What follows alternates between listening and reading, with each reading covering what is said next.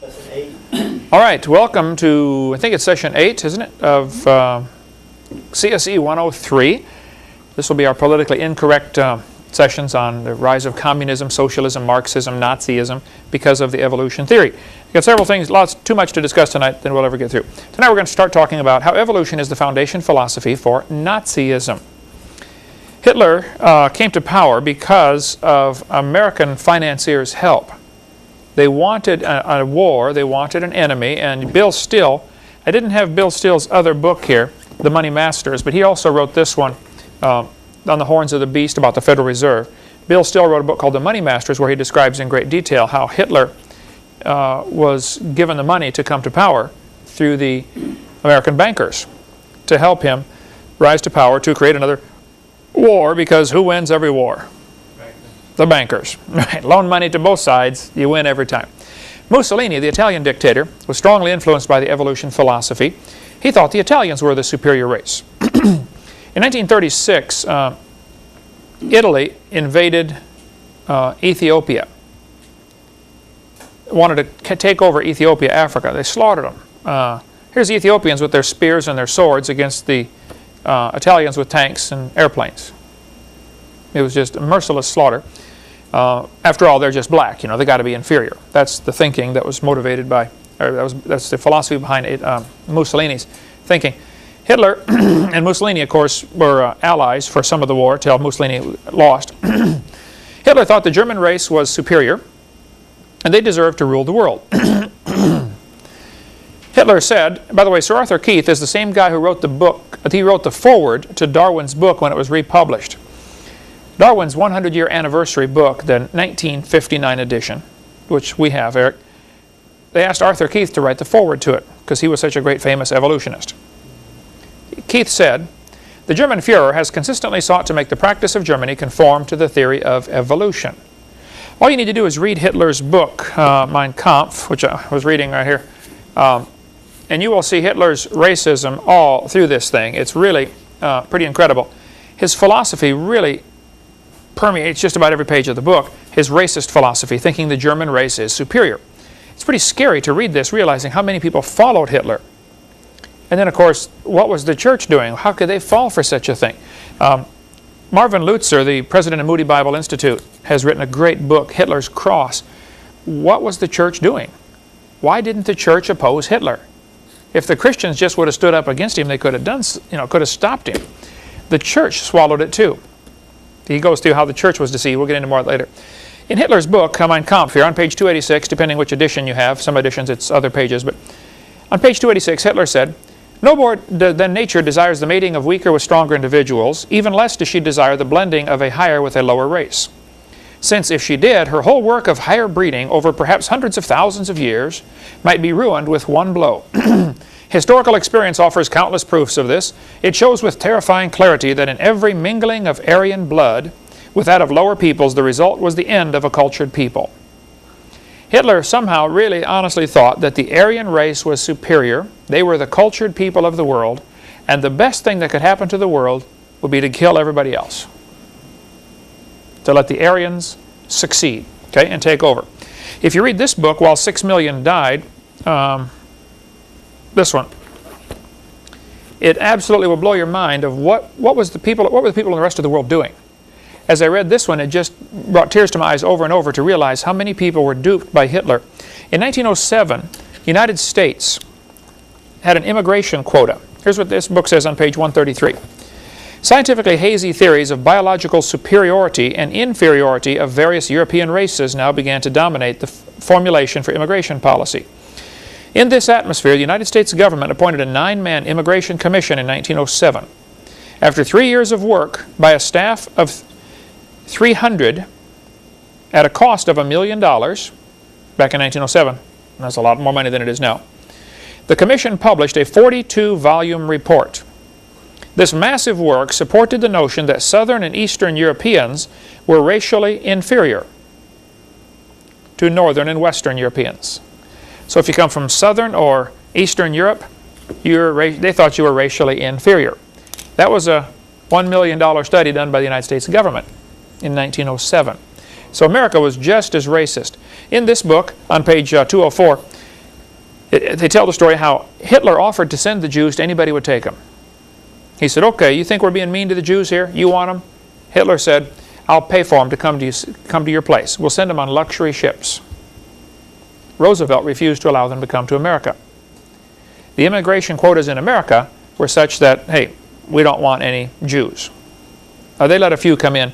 But the problem was, you had to have $10,000 to come into America, because they didn't want you to be a burden on the American system. Hitler, though, said, you can leave Germany if you want, but you can only take $4 with you. Well, that's pretty rough to start off with $4 and end up with $10,000 by the time you go on a 2-week trip across the ocean. So they were just really stuck. They tell the story in here of the 900 and some Jews who run a boat that came to Havana, Cuba, and begged to be released. They went into the harbor.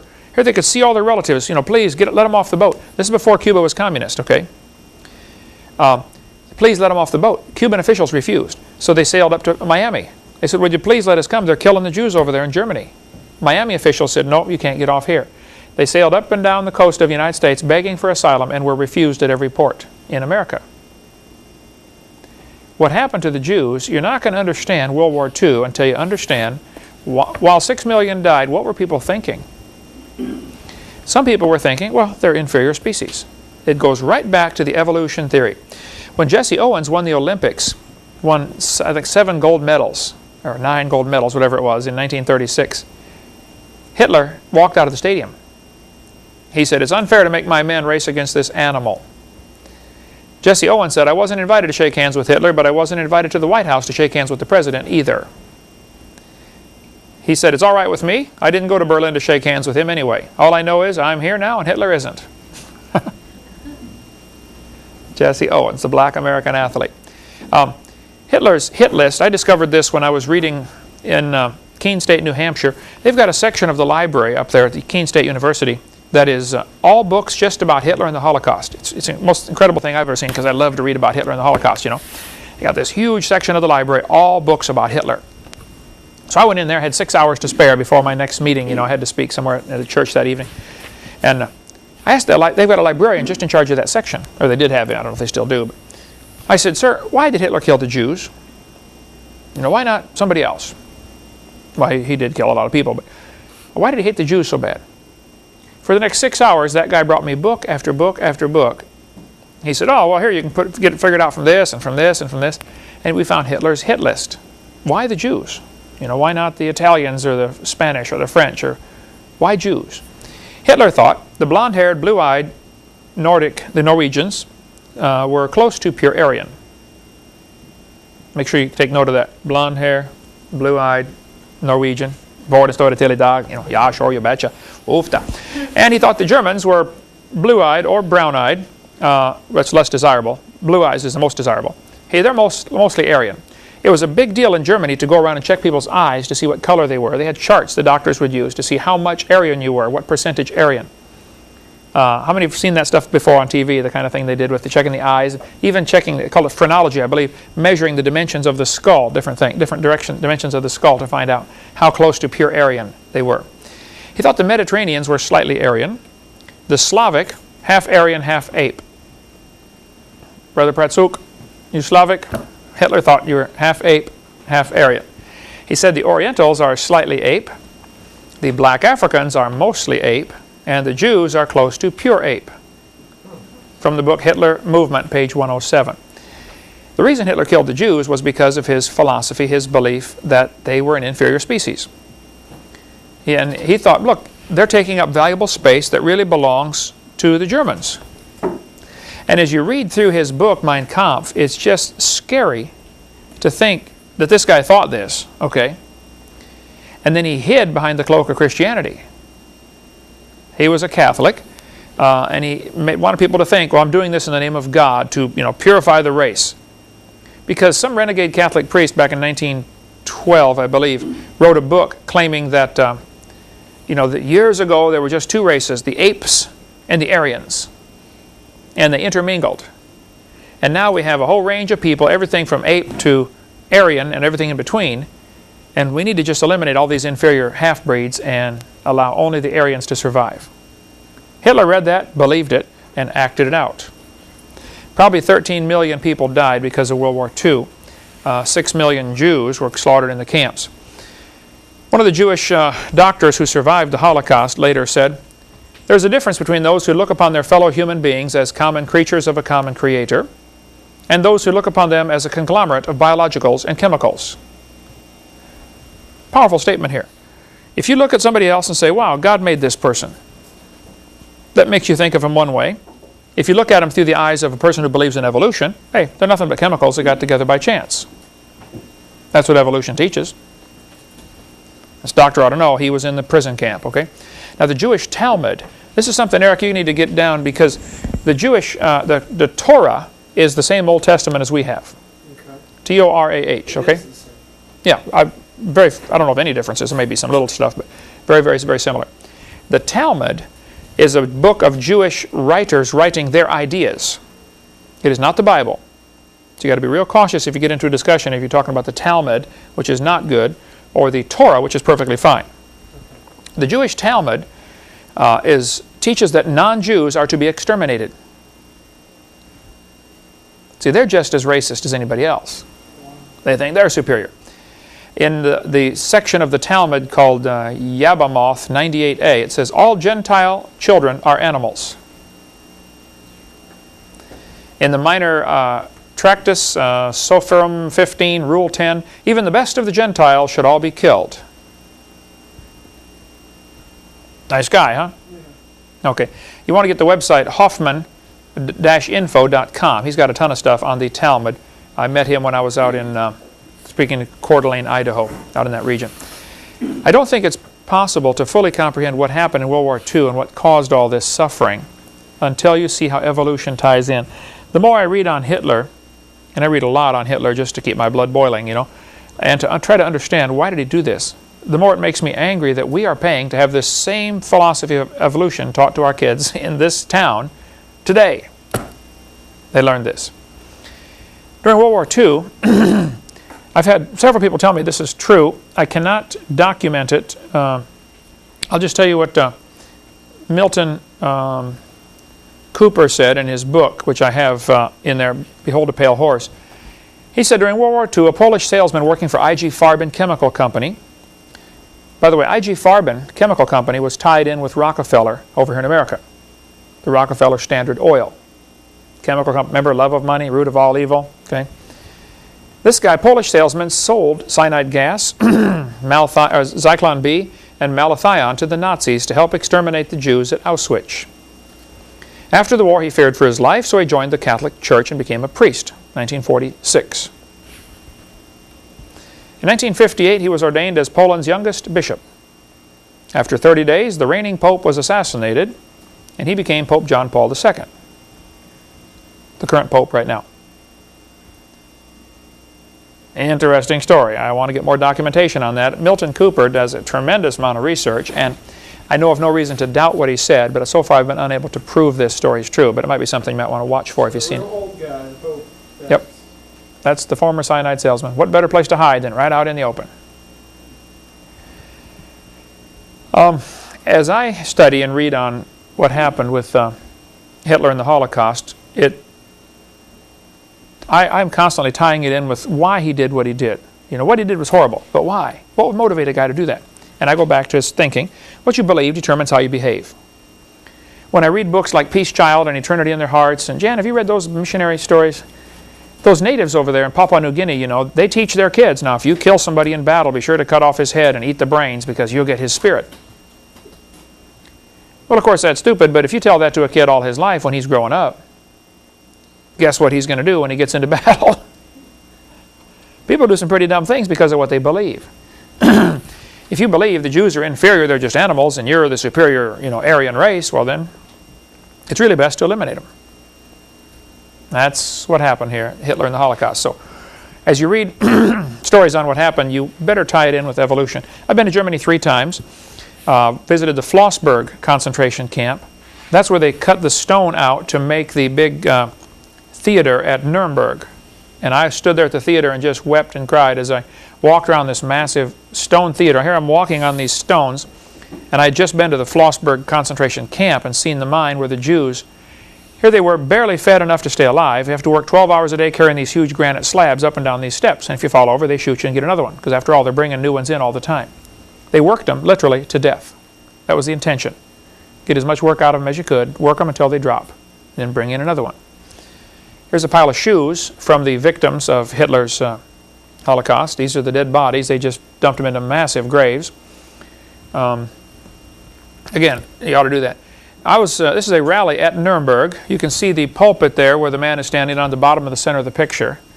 I stood there and looked out over this huge parade ground, and this whole pulpit area is long bleacher section, all made out of granite by these Jewish slaves who died in the process of carrying these, granite slabs. They sawed them out of the ground, out of the granite mountain, sawed them into slabs, polished them, transported them for Hitler to build this massive theater at Nuremberg. Hitler strove to do everything in huge, grand scale. As you stand there in that pulpit, you feel real tiny because this area is just massive, giant parade grounds. Hitler wanted to make the individual feel small and expendable, and the cause seem great. That same thing is going on today in our public schools with the environmental movement. You're just one little person, but look, we got to save Mother Earth. The environment is so huge and you're just so tiny, you're expendable. The cause is great. Same kind of mentality, you got to watch for that. Hitler knew you have to indoctrinate the youth. He closed down Christian schools and began indoctrinating his youth with the Aryan supremacy idea. Hitler kept referring to the Jews as a parasite in the body of nations. And what do you do with a parasite? You try to get rid of it.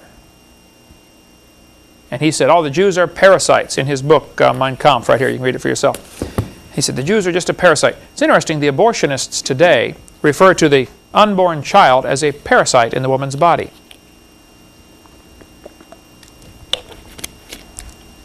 Makes you wonder where they got that mentality, huh? During the time Hitler was in control, and even way before that, this was taught, it's still taught today, by the way, that the embryo growing inside the mother has gill slits. It was a German professor, Ernst Haeckel, who made this up in 1869. This influenced the Germans.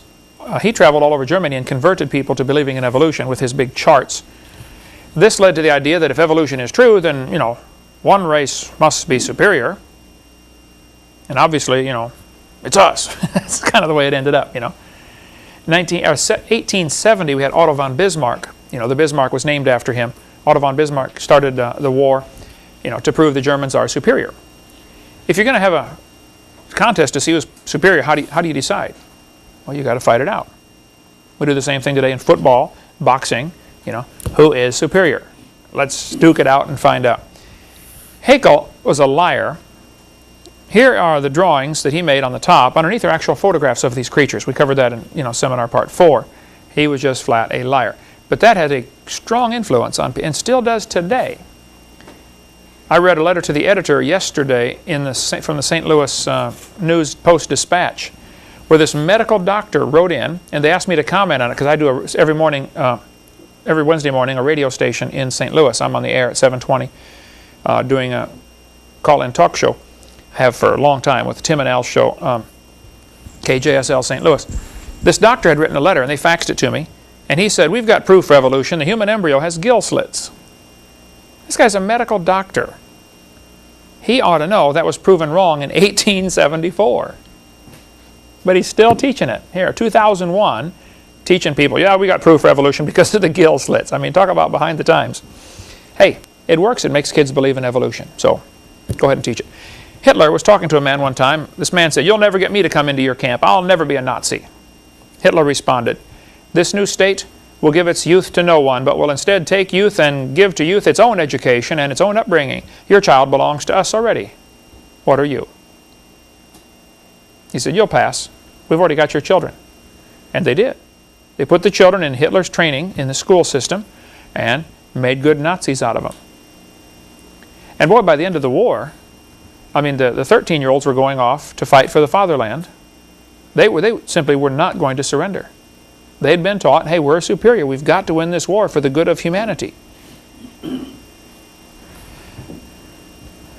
In Skokie, Illinois, which is a Chicago suburb, my brother Mark lived there for a while in Skokie, Illinois. In 1993, a man shot a doctor, a plastic surgeon, just shot him and killed him. He told the police he chose a plastic surgeon from the phone book and killed him.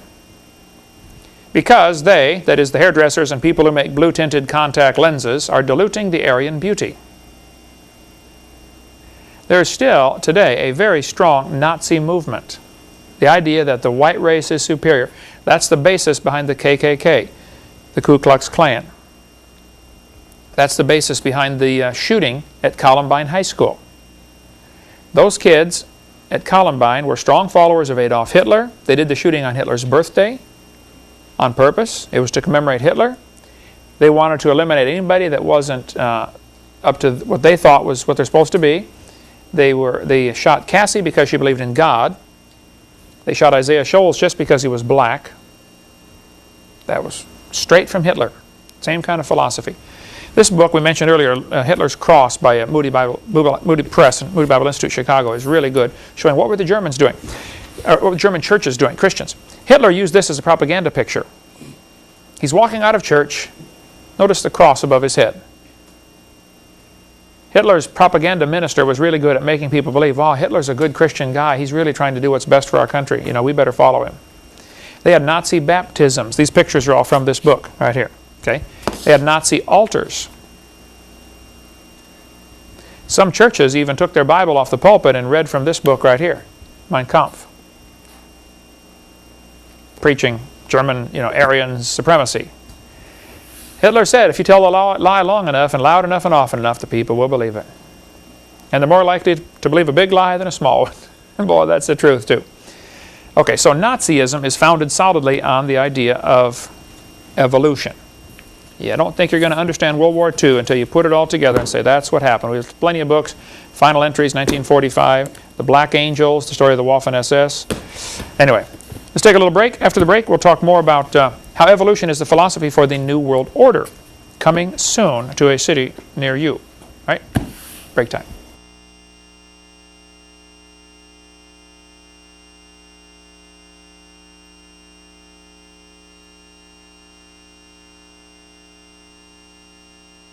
We're going to talk now about how evolution, the idea that man is God, basically, which is what evolution boils down to.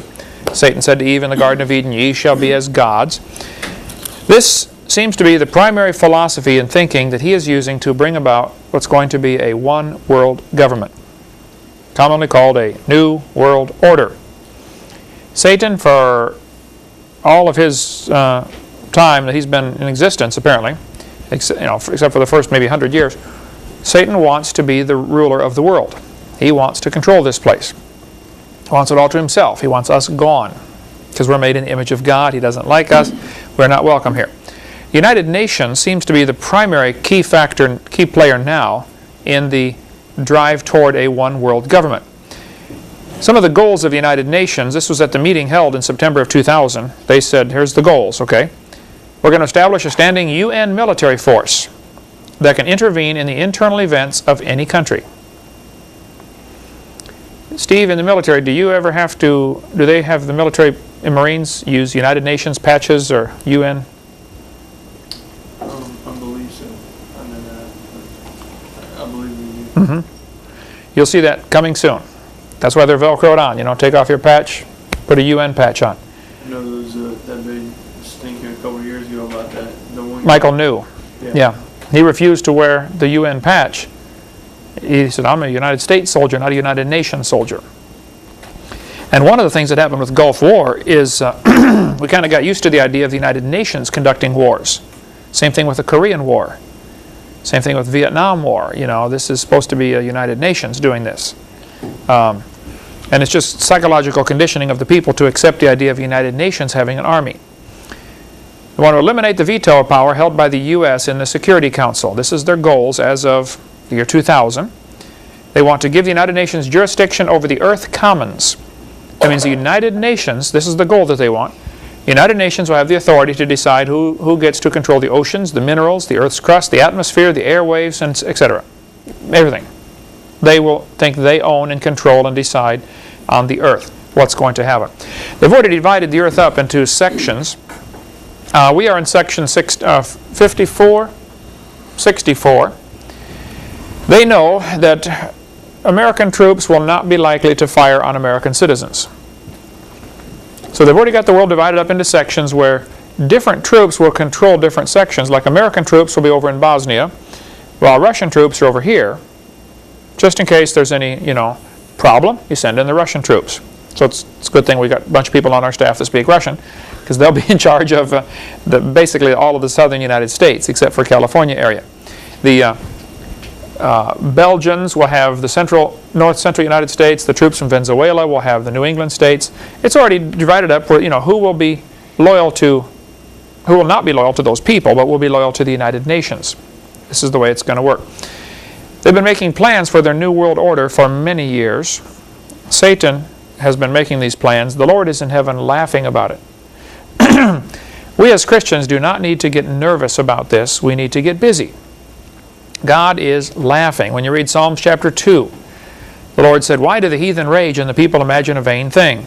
The kings of the earth set themselves, the rulers take counsel together." Let's put UN in there.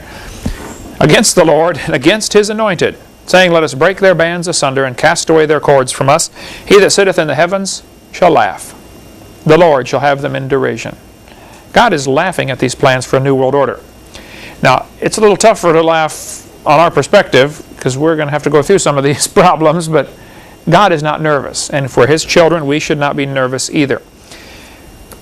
At the UN Secretary General meeting agenda for September 6, the year 2000, they said we want to give the UN the power to tax. Coming soon now, you watch this. It will be able to tax fishing on the oceans, particles being emitted into the atmosphere, extraction of minerals from the earth. You want to take some coal out of the ground? Sure, you just pay the United Nations a tax, because after all, it belongs to them. That's their thinking. This power to tax the global commons will quickly make the UN more powerful than any country, including the U.S. This is all part of the plan.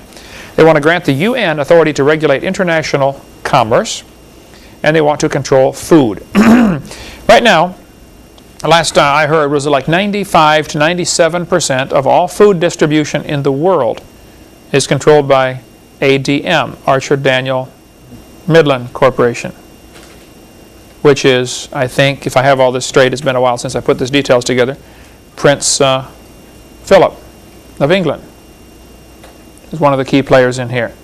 See, the English rulers in England, Queen Elizabeth, Prince Philip, they think they are of the Illuminati bloodlines. There's some good books if you want to get into more on that topic. The Illuminati, the top 13 Illuminati bloodlines, they really think they're the superior ones, and these are the ones that over the centuries have been kings and queens, and the rulers take counsel against the Lord. They really think they are superior for some reason, and they're going to find out Judgment Day that they're not, but meanwhile, they're pretty hard on everybody else down here, because they think, if you want to get more on that topic, read that book, but they think they're superior. Peter Singer, father of the animal rights movement, said, "Christianity is our foe. If animal rights is to succeed, we must destroy the Judeo-Christian religious tradition." The Christians are the enemy. We will not be welcome. You mentioned during the break that Hitler said the Jews are inferior, they need to be eliminated. It's just a simple matter of painting the Christians with that same brush, saying, well, these Christians are not going along with our plans for a new world order, and we really need to eliminate them. We will become hunted.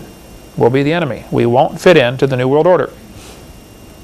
The United Nations' goal is to establish a new seat of power in the UN called the People's Assembly, to consist not only of representatives from nations, but also of representatives from non-government organizations. The Secretary General and his allies can then decide which NGOs are represented and can thereby control the decisions made by the UN.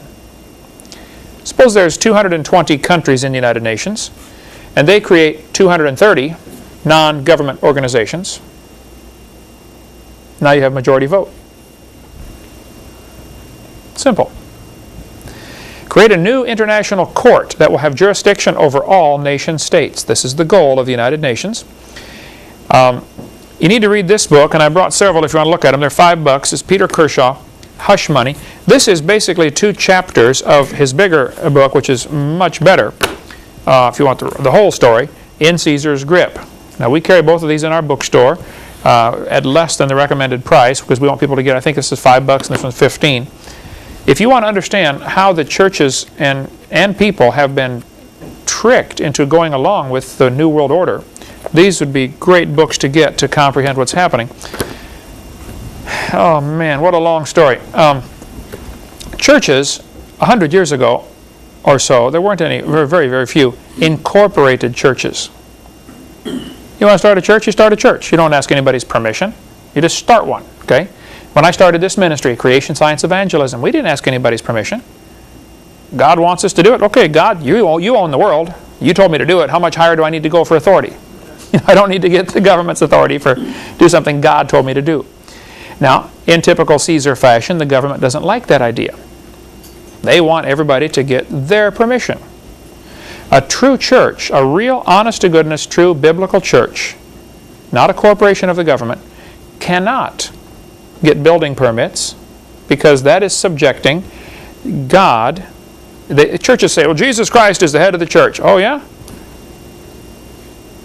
You're just saying that, okay? You don't really believe that. Our founding fathers would have turned over in their grave if they'd have thought that the government was going to tell the church, you got to get our permission to build a building. They'd have started another revolution over that. And yet 99% of the churches in America are corporations because they somehow think they have to get that 501c3 status to be tax exempt. Because they think, goes back to the love of money, root of all evil, they think people will give more money to the church if they're 501c3. The truth of the matter is, most of the folks probably don't have to pay income tax anyway, but they're doing it. The church certainly does not have to have 501c3 status, and Peter Kershaw goes into all the details in here. His introductory statement, the whole first paragraph is from a IRS, one of the leaders in the IRS, who says, I don't know why the churches are getting incorporated, but as long as they want to, that's great. We'll be glad to take them under our authority. That's basically what happens. A church can, we can give, if somebody wants a tax write-off, they can donate to our ministry, we can give them a receipt, and they can use it as a tax write-off. There's nothing wrong with that, perfectly legal. But the last thing we're going to do is become a corporation. A 501c3 status would be the dumbest thing any ministry could do, in my opinion. Read this and then you'll agree with me, okay, if you see Peter Kershaw's opinion here. This, though, is part of the plan to get the church under control of the government because they want to have a one world, New World Order. One world government with the United Nations in charge of everybody. So I'd recommend you read that. Congressman George Hansen from Idaho, in the foreword to this book, In Caesar's Grip, he said, it's impossible to have religious freedom in any nation where churches are licensed to the government. If your church government, is your church government licensed, or your church 501c3 and or incorporated as a non-profit organization, that's exactly what it is. It's a corporation of the government. It's not a church anymore. No, the IRS acknowledges that churches are automatically tax exempt and tax deductible without applying for 501c3 recognition. No church has to have this. Once they do, that puts them under the government, and now they've got all these rules and regulations. The way our founding fathers designed it in the Constitution was, you have the government and they have their sphere of influence, and the church is sovereign like Mexico. We don't tell the Mexicans what to do, and the Mexicans don't tell us what to do. If a Mexican police officer showed up at the door and said, Steve, come with me, you're under arrest for driving too fast. Your question to him is, sir, what authority do you have over me? He doesn't have jurisdiction. Okay? It's a big deal in the military. You know, where's your jurisdiction end? The government has no jurisdiction over a church. None. Now, they do have jurisdiction over corporations. So if a church decides to become a corporation, well, now the government can tell them what to do. And the government can tell them, you have to hire so many gays on your staff, you have to hire so many whatever. They can tell them that. And many churches are ranting and raving and complaining, saying the government has no business doing this, you know. D. James Kennedy, Coral Ridge Presbyterian, great godly man, but he doesn't understand this concept. Because he's out there saying, you know, the IRS is ruining churches. They're telling us you can't talk on these certain topics or you lose your 501c3 status. And the IRS has done that. If a church gets involved in politics, the IRS will say, look, if you talk on that topic, if you get up in the pulpit and tell your people who to vote for, we're going to jerk your 501c3 status. Well, so you don't need that 501c3 status anyway. But the pastor thinks he does to keep the offerings coming in. Love of money, root of all evil. And so this is hush money to keep the preachers quiet. That's what the purpose, that's why the title of the book and the guy with the tape over his mouth. Hush money. Keep the pastors quiet by controlling the money. And you ought to read both of those. Okay. Senator from Nebraska was involved in going after a preacher who had a Christian school without a license. Now, Everett Sullivan, who started this Christian school without Nebraska license, okay, and the state came after him. He said, "We're a church and we don't have you don't have any authority over us." The problem was his church was incorporated. Now, it took Sullivan some time in jail and finally a judge filled him in on what's happening. The judges, many of the judges fully understand this. Okay, the average person does not. Sullivan, they said, "Sullivan, you can't have a Christian school without a license." He said, "I'm doing it because God told me to do it. Bless God, I'm standing my ground." And boy, the preachers all over America went to Nebraska and stood there in front of the church, and locked arms, and the police came in and dragged him off and padlocked the doors. They took Sullivan out of the pulpit while he was preaching, handcuffed him, led him out the door to jail. And everybody thought, wow, this is the end of the freedom of the church in America. No, it was the end of the freedom for your church when you became a corporation. It was your mistake. Lester Roloff, remember Lester Roloff in Texas, Roloff Homes? He spoke at our church in Texas the last Sunday before he was killed. 2 days later, his airplane crashed. Lester Roloff had a great ministry in Corpus Christi, Texas. Okay, Roloff Evangelistic Enterprises Incorporated. Well, he ran these homes for kids that were in trouble. Parents would send them down there, please, fix my kid. They're a rebel or whatever. And they did a great job of redeeming lives, through scripture and hard work and stuff like that, and diet. Doing a great job. The state came in and said, "We want to regulate your home. We want to tell you, what you can do and what you can't do." Roloff said, "You're not telling us what to do. We're a ministry of God." So they came in after him and were shutting him down. And so Roloff reorganized and put his homes under a church, the People's Baptist Church of Corpus Christi, Incorporated. Stepped right back into the same trap and probably died never understanding what he did wrong. They're not going to tell you. You want to be incorporated? Sure, come on into our side. We'll be glad to have you. We'll be glad to have the revenue. So when I die, and Eric, if you take over this ministry, do not incorporate this thing, okay? You got it straight? Okay. Anyway, during the trial of this pastor Everett Sullivan in Nebraska, he was on the radio saying, "Bless God, we're a church and the state's coming after the church." Well, he didn't understand. He wasn't a church. He thought he was, but he wasn't. He was a corporation. And the senator from Nebraska, who before that was the Nebraska Board of Education member, and then later became senator, I believe, or maybe he was senator first. Anyway, his name is Peter Hoagland. He's on the radio debating with Everett Sullivan. And on the radio, Hoagland said, "Fundamentalist parents have no right to indoctrinate their children in their beliefs.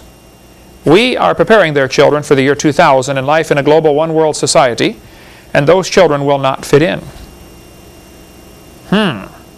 He knew, as a senator, there are plans for a one-world government. Just like Hitler prepared the kids for their one-world government, their Third Reich, the 1,000-year reign of the Aryan race. Hitler worked on preparing the children. There are people who want to prepare our children for a new world order.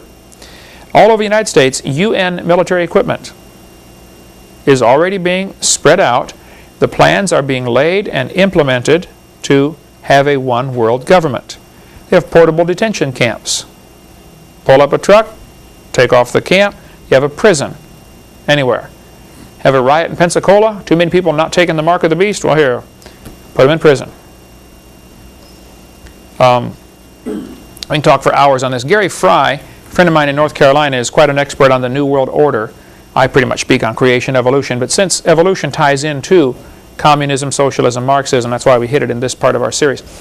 But Gary Fry, his website, youthofamerica.com/Gary Fry, and his phone number is right there. He has great information if you want more on the New World Order, the camps that are being set up, what's happening with the bombing of TWA 800 and who blew up Oklahoma City. He's got tons of material on that. Very good stuff. Get a hold of Gary if you want more on that. Okay. Let's see.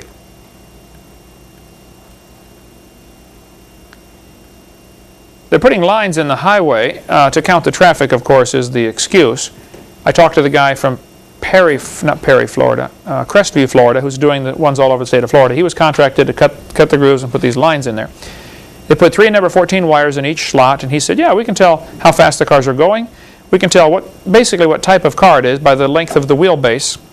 You know, the magnet picks up the first one and picks up the second one and calculates based on the speed and based on the time it took to go over the magnet. It's, you know, such and such. It's a bus or a truck or a car or whatever. He did not know, but I've been told by reliable sources that 3 number 14 wires is sufficient to handle the charge, the voltage, to have electromagnetic burst, EMF, electromagnetic. Now there's another name for it. What is it? EMP. Pulse, okay. Atomic bombs do this. If an atomic bomb goes off overhead, it produces electromagnetic pulse that will basically destroy computers within a certain effective radius. Just blow their brains out, okay? Almost all cars built after 1982 are electronic ignition, and a good EMP will shut them down. There's been research, and I've heard it's in effect now, it's available now, where you can simply have these, like a radar gun, but you aim it at a car, and it will shut off electronic ignition. For catching speeding thieves will be the, speeders will be the excuse, but all they got to do is apply that same technology to those who are running from the New World Order. Shut down traffic, snarl traffic. Over to the side, we've got them all over Pensacola, these lines in the highway.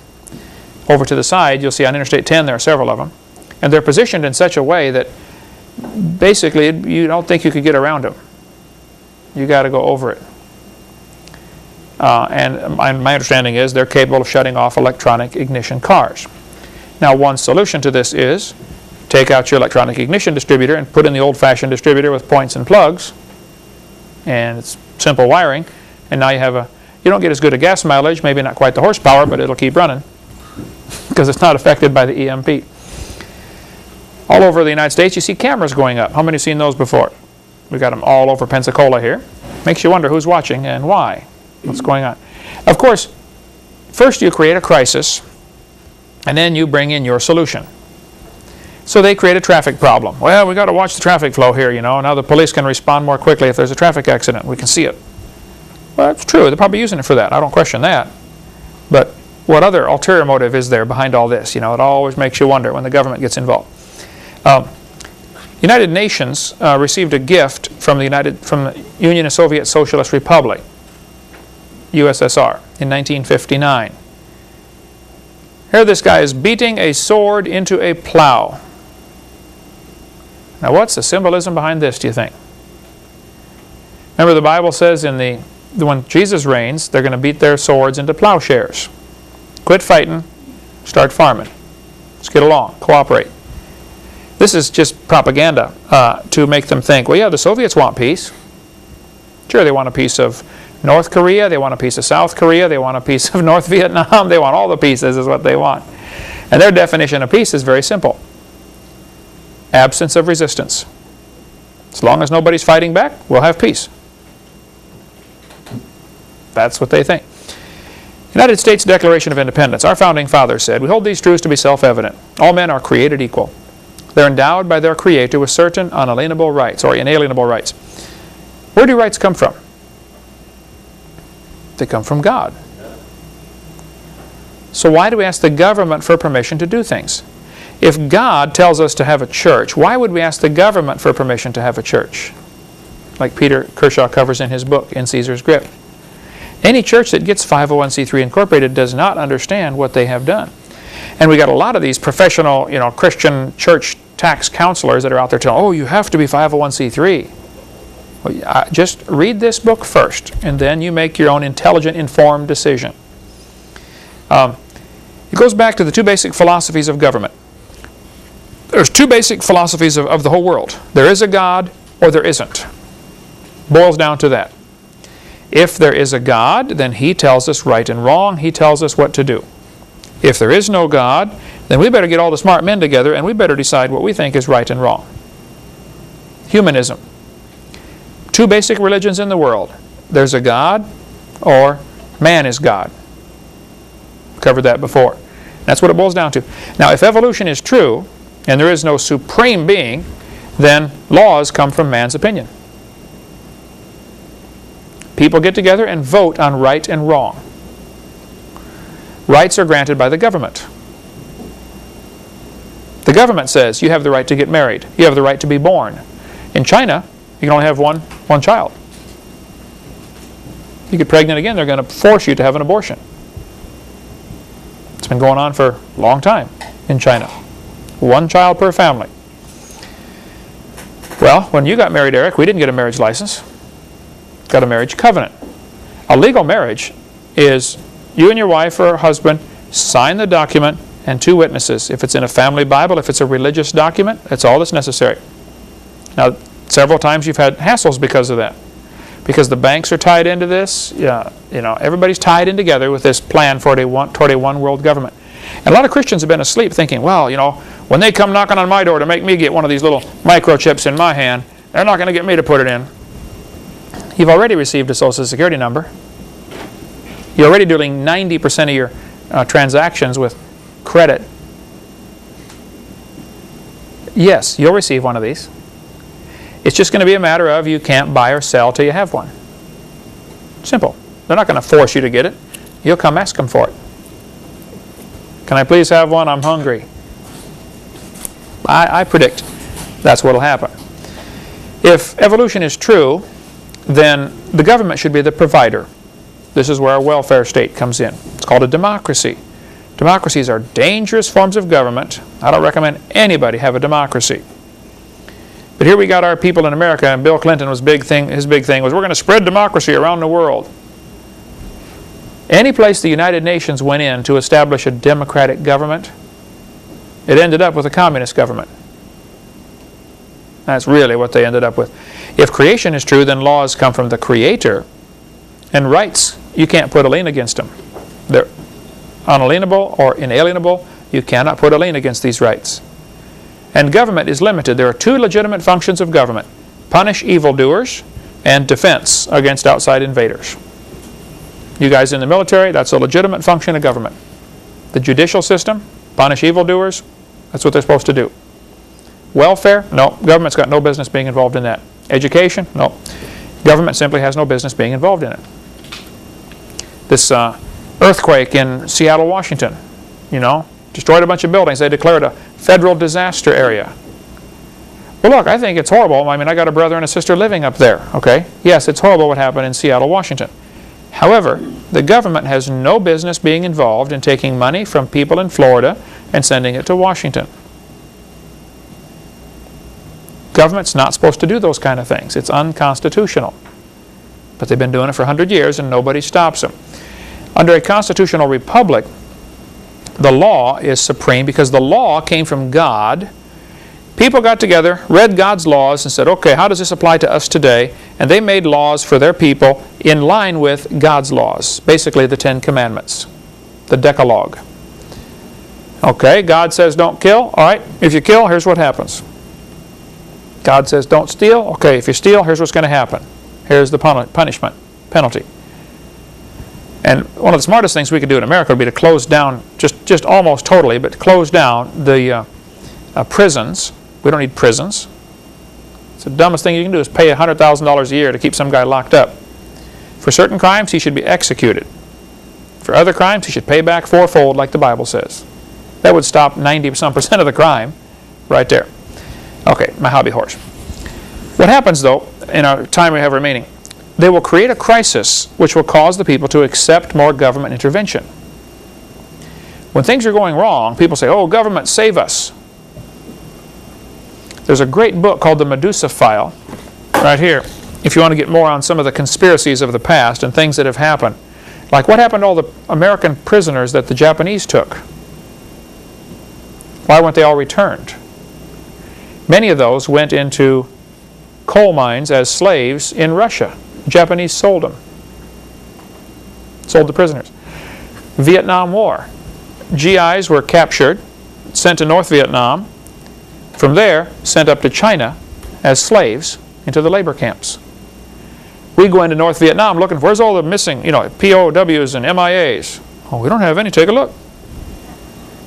Yeah, they're up in China or Russia. Still, today. Great book, The Medusa File. The John Birch Society, they're now calling it General Birch something or other, because the John Birch Society's got kind of a bad, because of all the media slurs, that name kind of comes across bad. I'm not a member of the John Birch Society. I'm not against it at all. Okay, in fact, I'm for it. But just so folks know, I'm not a member. John Birch was in China when the communists took over, and he was murdered by the Chinese communists. So to fight communism worldwide, the John Birch Society was started in his honor. And they still have active groups all across the United States.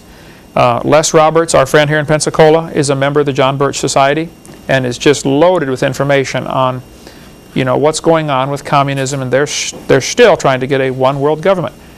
And if you think the Berlin Wall came down because communism was defeated, boy, have you been duped. The Berlin Wall came down because they didn't need it anymore, because there's just as much communism on the other side. Don't need that wall anymore. Get at the website cuttingedge.org for lots more information on this topic. There's a book called The Protocols of Zion. Now, there's a lot of controversy about this, and Eric, just because I mention this, you're going to probably take some flack, because the Jews will get real upset about this. Apparently what happened, this is the Hovind theory, okay? Some of the rich guys in the world who want to control the world created a plan of how to gain control of the world. They wanted to blame it on the Jews. So they wrote the book and called it Protocols of Zion for Jews. Some of the leaders of the New World Order are Jewish, okay, but I don't think all of them are, to my knowledge. But the purpose was to write this book to tell everybody what's going to happen, and at the same time, protect yourself in case this book gets discovered by the wrong people. And sure enough, the wrong people have it. I have it. I'm definitely one of the wrong people. Never mind. So if we can get you a copy of the Protocols of Zion, I've got it in my computer right here. I could call it up. It's like 80 pages or something. So if we just simply print, or you can get it at any library, I think.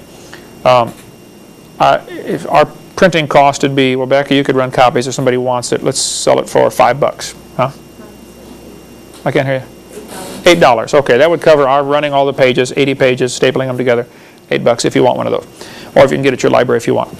But here's a quote from the Protocols of Zion.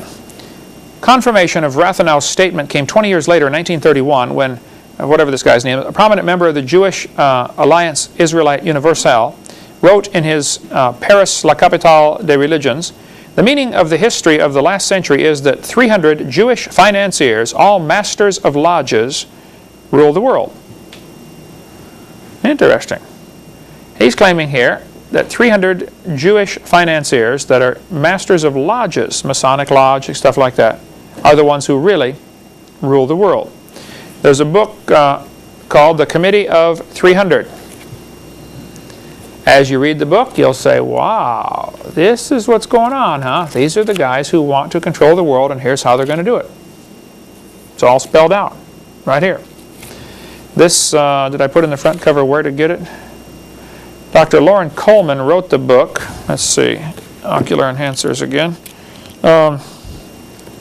You can write to WIR 2533 North Carson Street, Suite J-118, Carson City, Nevada, 89706. Becky, make a note, if you would, for me to put that address on this 5A slide 343.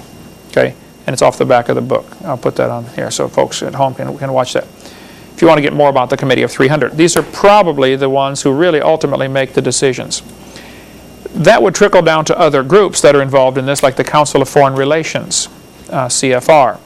If you want to get more on the Council of Foreign Relations or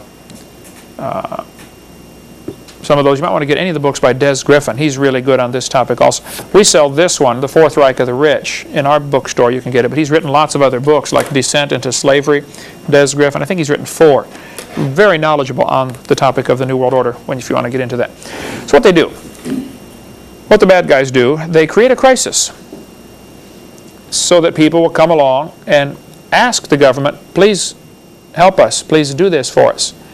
So they created the Depression, 1929, stock market crash, so that people would come ask the government, would you please take care of us, feed us? The government said, sure, here, take this number. Social Security was introduced in 1933 in the middle of the Great Depression. The Civil War was purposely created as part of the plan toward a one world government. So was World War I, so was World War II. The 1929 Depression, Churchill was brought into the visitors gallery at the New York Stock Exchange to witness the stock market crash caused by the Federal Reserve. Yes? You mentioned that the Civil War is Lincoln's War. Yes. Abraham Lincoln was a big player in this. Now, he had some very good qualities, okay? He did not claim to be a Christian. Matter of fact, he claimed not to be a Christian. One of the last entries in his diary was, he said, I've been concerned about publicly professing my faith in Christ. I intend to go forward at the, I think it was Presbyterian Church this Sunday, and be baptized. That Thursday he was shot. So maybe later on he did, become a Christian, but he was a player, probably unknowingly, to some degree, in the plans for the New World Order. He was the first, he issued the first executive order. There are now 13,000 of them, executive orders. First executive order, I think it was number 1, was to send federal troops to fight the Civil War. Is that why it's referred to as Lincoln's War? Lincoln's War. A lot of people were involved in this war, and it's really, like any conspiracy, it's really complex to figure out who did what. The Catholic Jesuits were very involved in starting this war, and they hated Lincoln. Okay? One of the problems was Lincoln was not going to go along with the Federal Reserve idea of letting the bankers control the banks in America and control the money with the Federal Reserve system we now have. Lincoln issued greenbacks. Well, a greenback is a treasury note that is not, there's no interest on it, so the bankers don't make any money. And they got upset about that. So there were a lot of folks upset with Lincoln. The Catholics certainly wanted to kill him. The bankers certainly wanted to kill him. Several people were after him. That's a big conspiracy. I'm not sure of all the details on that, but there's good books on it. I'm sure Gary Fry would have something on that, or certainly Des Griffin would definitely know, or Bill Still would know that if you want to get a hold of them. The Cuban Missile Crisis is an example of the technique that they use. The communists have a technique. When you want to advance, you take 2 steps forward and 1 step back. And your enemy thinks, oh, he backed up, it's over. Well, yeah, he's 1 step closer. They wanted to get a military base in Cuba, right at the bottom of America, 90 miles from Florida. So they brought in a military base and missiles. Kennedy huffed and puffed and had the big Cuban Missile Crisis, and everybody was scared we're going to go, World War III is going to start here, And so after the Cuban Missile Crisis, the communists took the missiles out of Cuba, we think. They had ships with missile shapes on them, covered with tarps. And they allowed us to fly by and photograph them. Oh yeah, you can build one of those out of wood, So we think they took the missiles out, I don't know. But they kept the base. That's what they wanted. 2 steps forward, 1 step back. And everybody in America said, oh wow, they changed. We got rid of, well, we beat them that time, didn't we? Well, idiot, they beat you, is what happened, okay? Oklahoma City bombing. Get the website harvest-trust.org or talk to Ben Parton. Now, Ben Parton, it was an explosives expert. I think he was a lieutenant colonel in the Air Force. He did a great videotape with Gary Fry. There's Ben Parton's phone number right here. Ben Parton did a tape with Gary Fry on TV. Gary Fry's in North Carolina. You think you met him, didn't you? Okay. He said, look, folks, I'm an explosives expert. A truck bomb did not blow up the Oklahoma City building. Absolutely no possible way. That building was blown up from inside, probably C4 explosives wrapped around the pillars.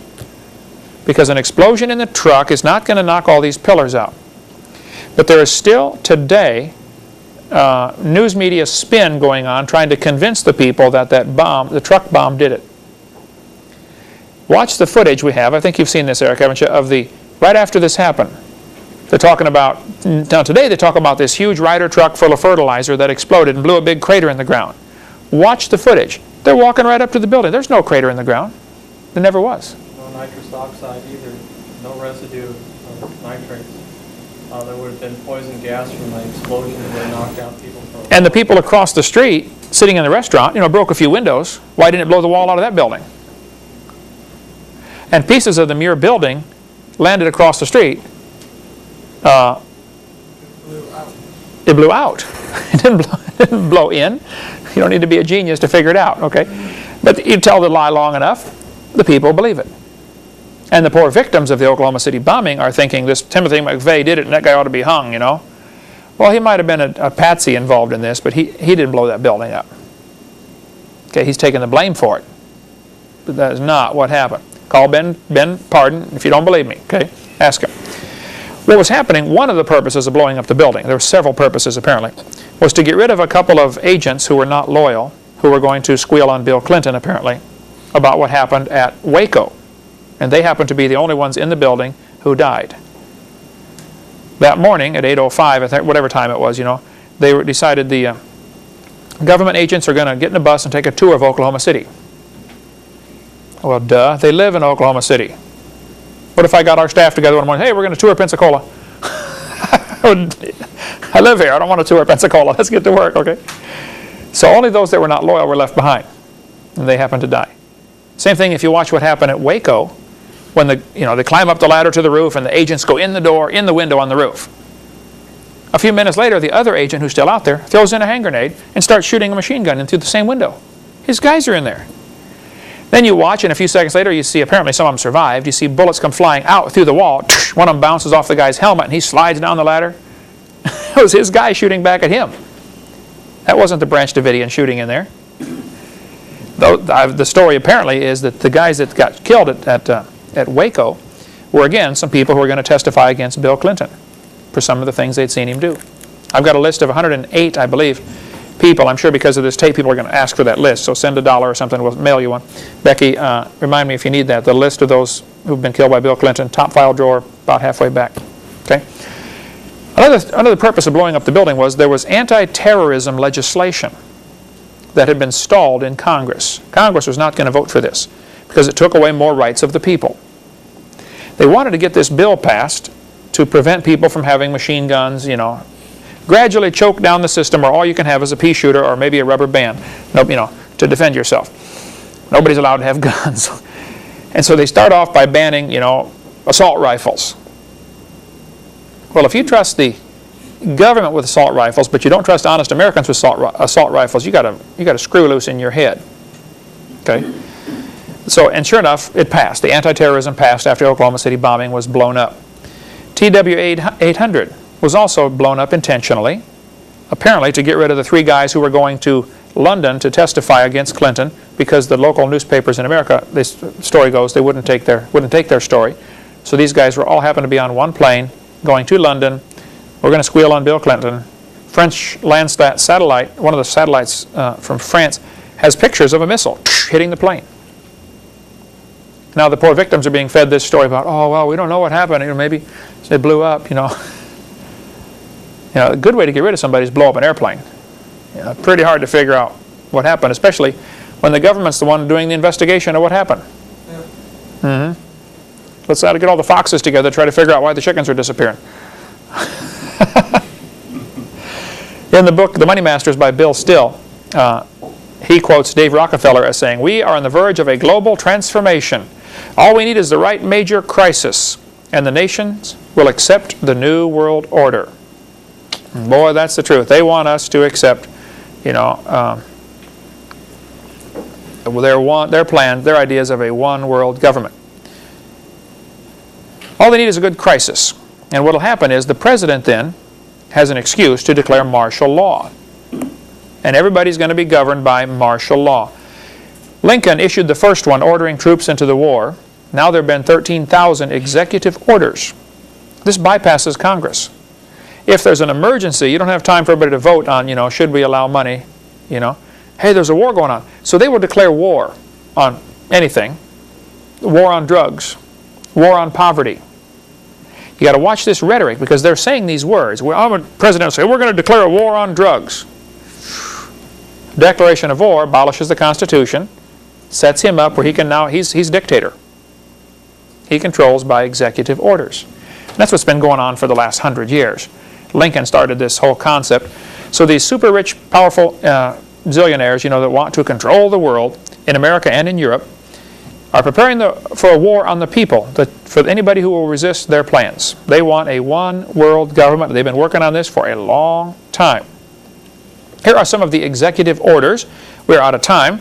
Let's start up next week more on the New World Order and how the evolution philosophy ties in. After all, if there's no God, man decides what's right and wrong. We decide, what to do. And there's so much you can read. Now let me encourage you. I don't want to leave you hanging with this, I read a lot on the topic, okay?